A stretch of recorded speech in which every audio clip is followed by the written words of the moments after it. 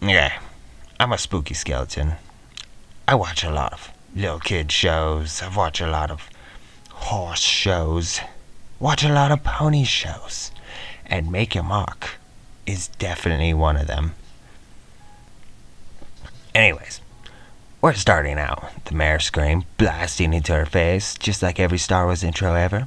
Misty and the gang are blasting to Fly Horse Land to do a horse kindergarten graduation thing, and she's all like, nobody's gonna see it, right? And they're all like, every pony's gonna see it, and she's all like, horses won't be looking, right? And they're all like, every horse is totally gonna be looking at you.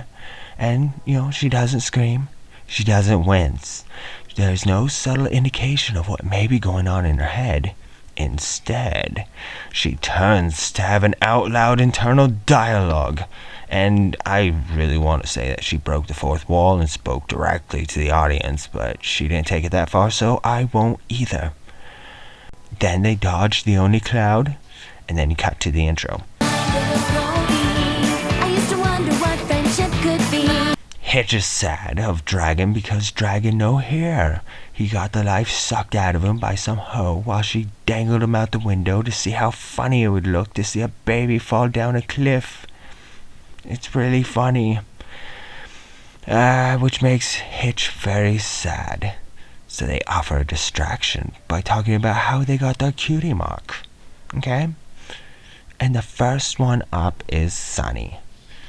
She was doing the lemonade stand thing, and can I say what kind of evil invented this? I don't know. It's all wholesome and shit, but I don't know what kind of boogery child has made this shit. I'm a busy guy. I'm usually late to everything. It's weird. And for what, 5/7 of a nickel?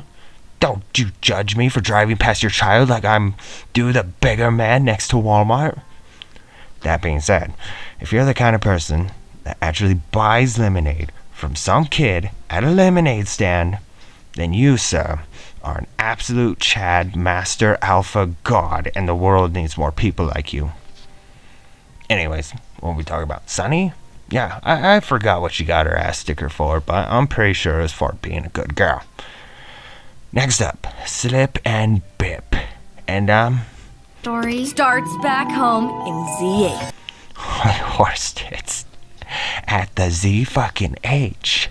Zipper was a fucking nerd about flapping her shit, did a horse parkour, and ended up backflipping while doing a backflip so hard that her sister gained the powers of auto-tune. They both got cutie marks and had to prance around with flags stuffed up their asses. Okay, now it's Hitch's turn. At the beach, Hitch and his friends were doing beach. Some girl showed up and wanted to do beach too. They said no. Girl Stinky pointed and laughed at the stinky girl. And just then, Hitch felt something come up from deep inside him. No homo. He shed his Sigma male grind set and left with the girls to be the alpha Chad that he was always meant to be. Which now leaves us with Trash Horse. And once upon a trash time, Trash Horse was walking around the trash forest when what did she happen upon? Trash. Trash Horse, being the trash horse that only she could be, loved the trash. She took in the trash. She watered and cared for the trash. Until one day the trash pile boy grew into the trash water fountain man.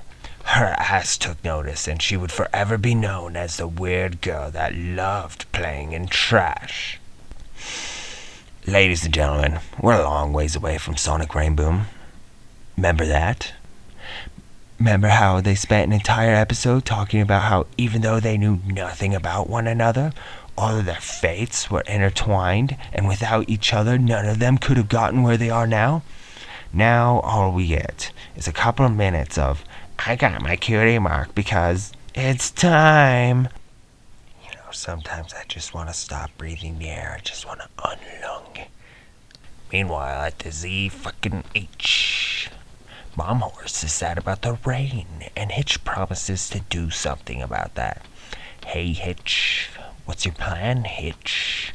You gonna push the rain back up, Hitch? You gonna arrest the rain, Hitch? How about you use those plant horsepowers and grow a giant leaf? Or a tree, Hitch? Meanwhile, inside the castle, horse food. See, don't eat. Baby ducks. Hear, don't see. Time to get Misty ready for the prom. Are we going to the spa? No. Are we going to try on pretty new dresses? No. We're going to try out different hair colors. Not styles, colors. Hair colors. I watched this scene many times to see if the hair actually changes at all. And it doesn't. It's the same swoop to the side. Just different colors. I will be serious for this part. I miss pony fashion. The pretty dresses, the cute pony shoes, the fun hairstyles. That was my favorite part. I was looking at this and I was wondering, where have I seen this before? Ah, yes. We live in a world where we went from this to this. The city for my children when I spotted a mutant in the forbidden zone. I landed my vehicle to pursue and destroy this genetic freak before he could warn other mutants in the underground caves. I was kind of like a one-man force, like Charlton Heston in Omega Man. Do you see it? It's beauty. Yeah! Fleshy-headed mutant, are you friendly? Like the quality of my video. Radiation is. I thank Molestia that Stephen Magnet's not alive to see this day. Anyways, is it just me or does Izzy look tired in this episode? No one's spared from this show's just soul-suckingness. Not me, not you, and especially not that baby dragon who had... We're gonna stop ranting about this and we're gonna go back to the show. Misty finds out that she's been held back a decade or so. Hitch and Zip make sure that... Hitch and Zip make sure there's no rain inside that building. Spoiler alert, there isn't. The Pipsqueaks called Misty old, but they help her out because they could tell she's dumb. Okay, at the table. Is this supposed to be all the ponies that got their cutie marks? All of them? In Equestria? There's like 3 or 5. Anyways, they give Misty a carrot, but that was just too hard. Sometimes I just hate how much these people hate their characters. They ask her why her ass is a butterfly. She throws a fork under the table and tells your face that she's shy. Not embarrassed like anyone would be in her position, having to do something with a bunch of children, being a grown-ass adult, finally making it to where people were at the age of 5. No, she shy. Fluttershy was shy and never monologued to the camera about it. She used body language and the people around her to do that. Use flashbacks. Show us Opaline telling her lies.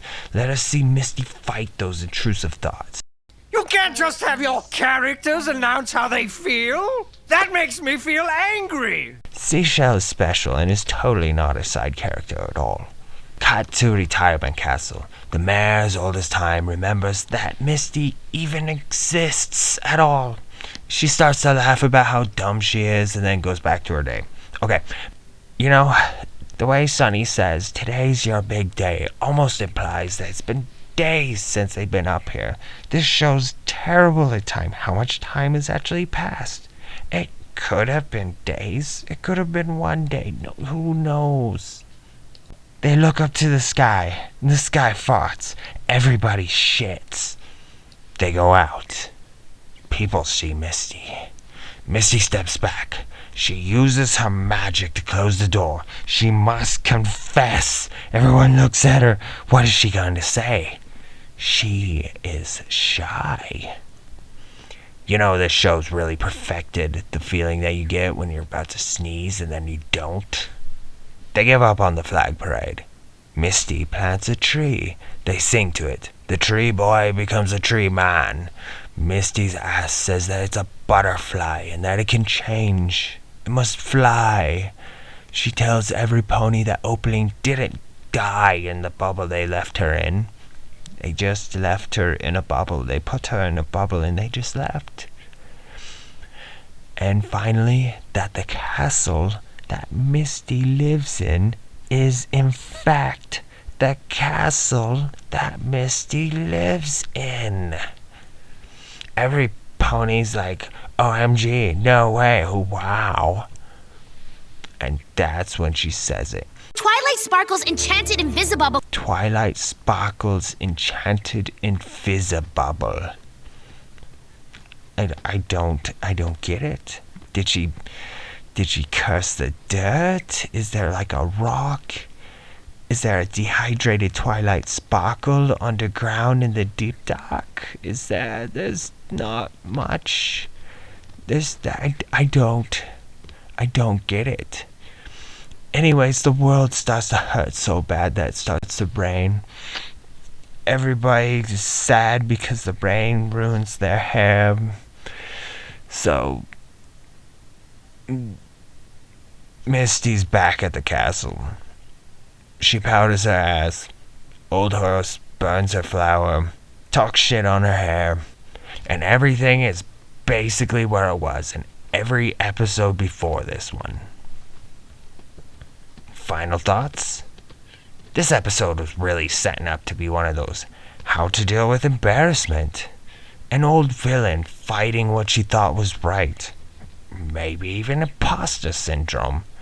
Look at how Starlight was done. She had put her past behind her and was moving forward, but was always just there, lingering in the back of her mind, just eating at her. Now we get Misty. She's shy. Oh God, do you feel the feel, guys?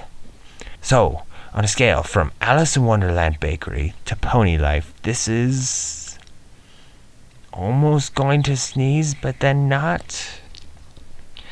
It's not the worst episode of a show in this very series that I've seen. It exists, I guess. I still haven't figured out how to end this. Go away, I'll scare you. I'm a skeleton. I'm so fresh you can suck my nuts.